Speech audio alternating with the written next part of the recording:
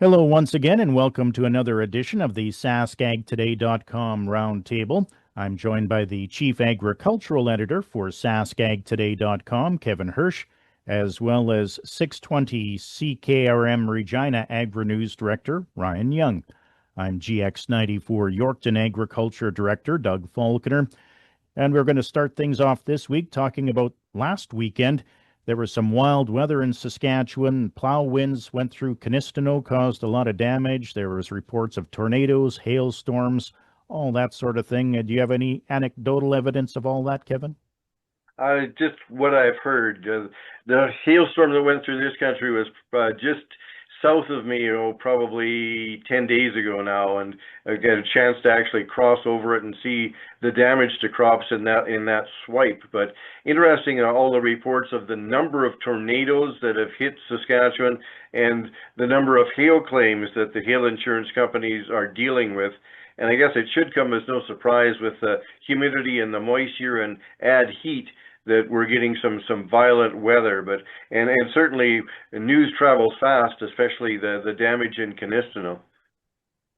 All right. And then, of course, on the heels of that, Farm Credit Canada announced some financial assistance for producers who have been dealing with adverse weather conditions basically the entire growing season. Is that good news, Kevin?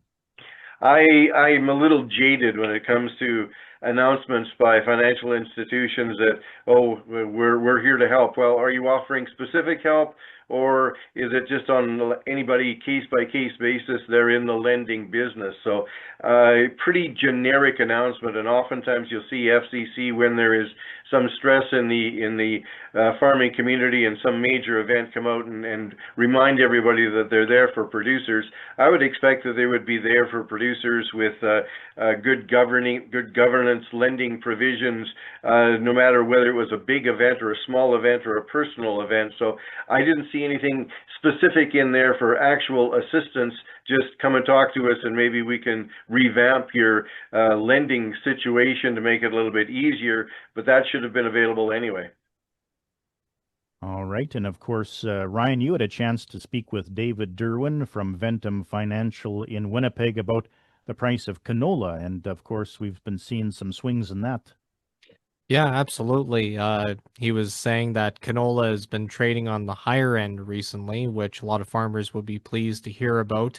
It's kind of trading up into that, 730, 740 range. We've been kind of seeing that. That's kind of, I guess, the lower end of the high range, if that makes sense. There was even a peak at one point of around 790 recently.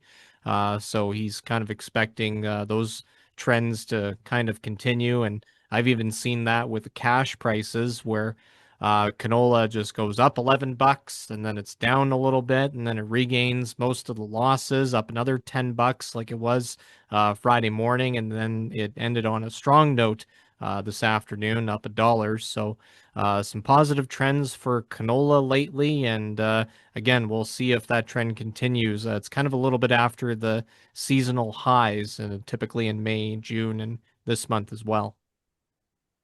Kevin, what's your take on the volatile canola prices this week?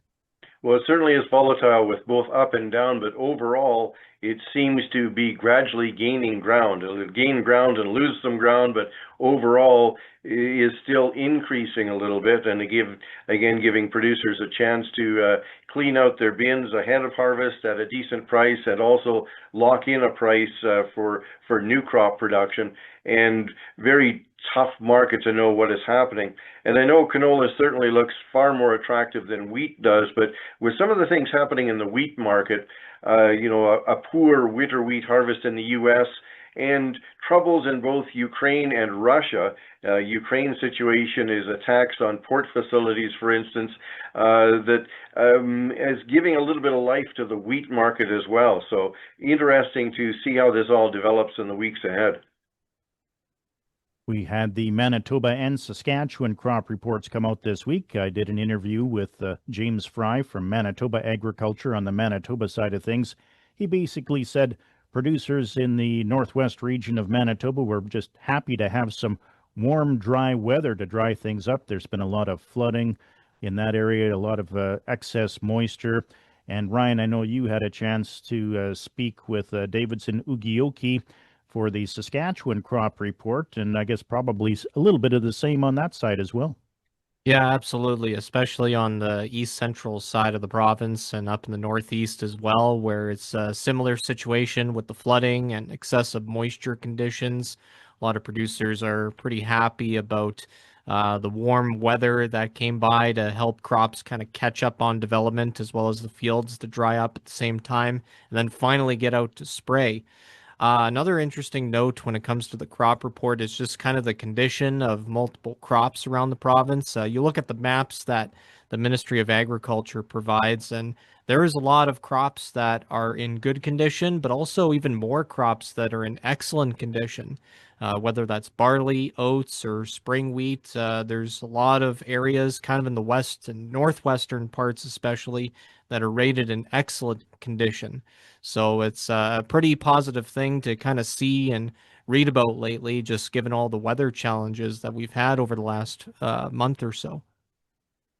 Kevin, what are you hearing about crop development? I think a lot of people are just having a tough time knowing where it's all going to figure out. Because we've got areas that have had extreme excess moisture stress. We've got other areas that do look excellent for production. We're now into a string of hot weather and doesn't seem to be a lot of precipitation in the forecast. So there's a real variance in some of the observers out there trying to guess the size of the harvest and how things are going to pan out. And I think we're going to have everything from very good to not as good. And we could see, I think, a prolonged harvest period. There's going to be some early crops that will be fairly timely in getting off, but there was a lot of later seeded crops that seem to be lagging in development. So depending upon how the fall goes, I think this is likely to be a long extended harvest period starting, to the second half in August and stretching, my guess, into October. But again, the weather can make a liar out of you pretty quick, but I don't see this being a quick harvest, given the various stages and the various conditions out there. Well, speaking of harvest, there was an event in Ituna on Tuesday night. Grain Millers Canada was celebrating their 25th anniversary in Canada, and they had a customer appreciation supper in Ituna. I understand they had about 200 people there. And of course, that is the birthplace of the Prairie Oat Growers Association. And of course, Grain Millers Canada handles a lot of oats. So a big event there. And I know, Kevin, you were in Yorkton recently to tour that Grain Millers facility. And I was mightily impressed. I didn't expect the size and scope of the Grain Millers facility. And there's many other, or at least several other, significant oat processing facilities in Saskatchewan. And when you couple that with what we've done in canola crushing and field pea fractionation and lentil splitting, we've come a long way in secondary processing. But Grain Millers now been here 25 years, a major player, really important in the oat industry. All right. And then, of course, the federal, provincial, and territorial agriculture ministers held meetings this week in Halifax, Nova Scotia. And Ryan, you had a chance to listen in on the wrap up of that with their wrap up for their news conference there. That's right. I got to technically participate in the news conference. I was part of the virtual component of it. One of the major things that they kind of talked about was setting up some guidelines and some principles that will help them towards creating the next ag policy framework that will eventually replace the Sustainable Canadian Agricultural Partnership. The current BRM program suite is set to expire in the spring of 2028, and this NPF will replace it not long afterward and will be in effect for the next 5 years. So that was the first announcement from Federal Ag Minister Heath MacDonald, and there was some little odds and ends of announcements in their communique and in the news conference as well. Another one I can think of off the top of my head is agri-stability and some things that they're thinking about changing for the 2027 season that they're hoping to have in place in time. just with regards to, putting something in place for contract work or non-arm's length related work, I think is the wording in the news release, kind of a mouthful. Also possibly increasing the maximum payment from 3 million to 6 million and so on.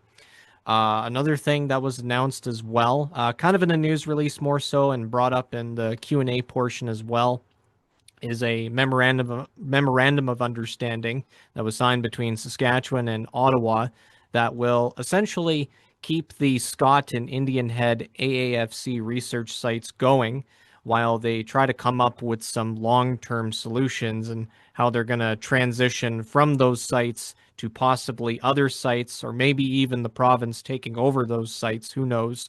But those discussions are still in progress. I don't know about you guys, but having a look at the news release said a lot, but nothing of substance. So unfortunately, I didn't get a chance to ask the minister any questions because they cut the news conference early.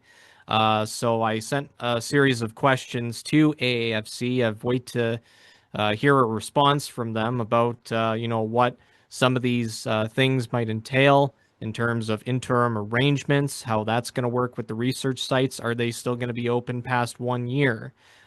Is the province going to take the sites over? Is universities going to be picking up the heavy workload and maintaining all the decades of research so we don't lose it?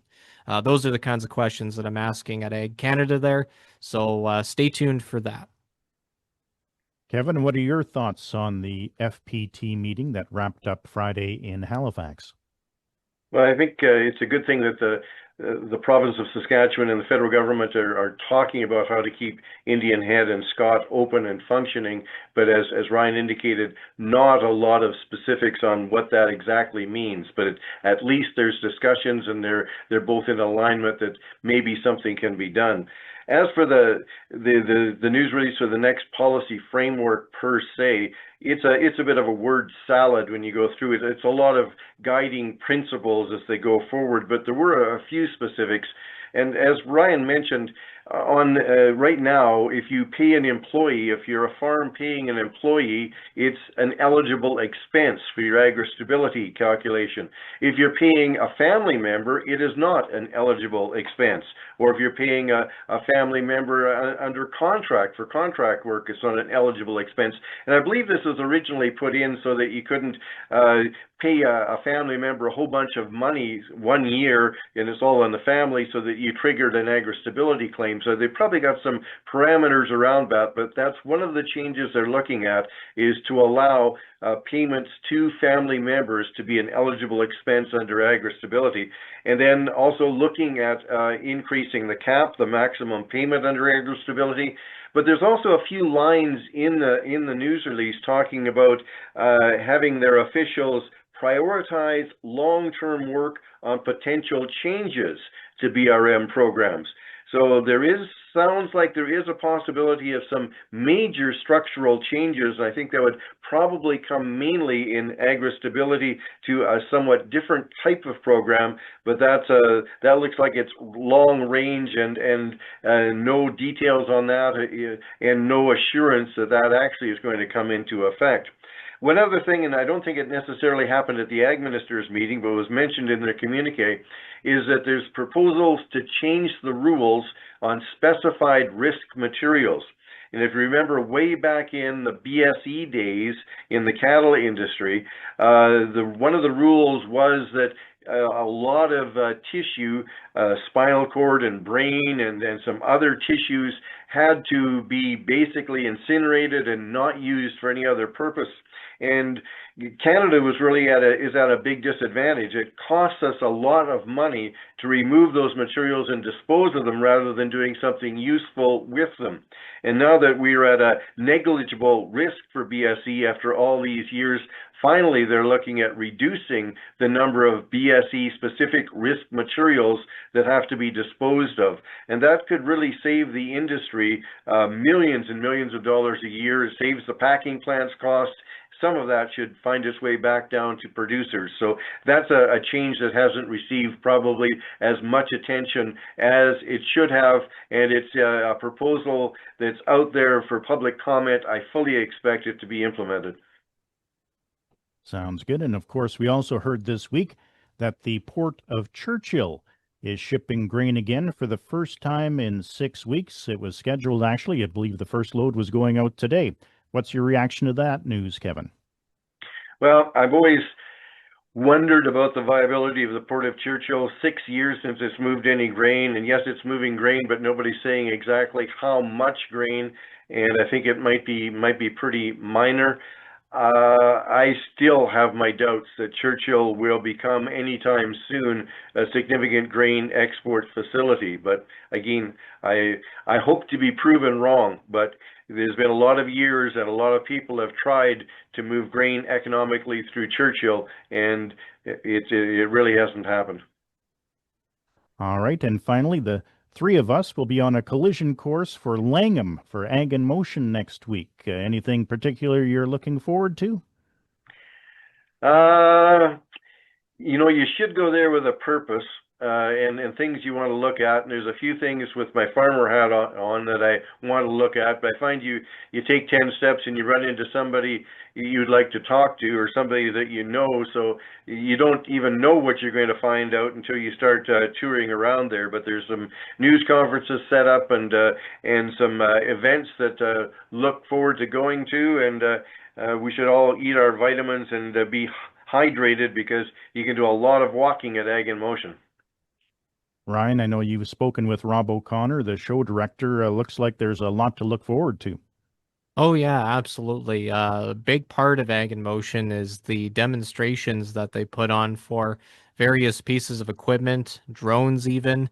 There's even a livestock dedicated area on the grounds, so you can see all the equipment and some livestock there. So that's going to be a big part of Ag in Motion once again.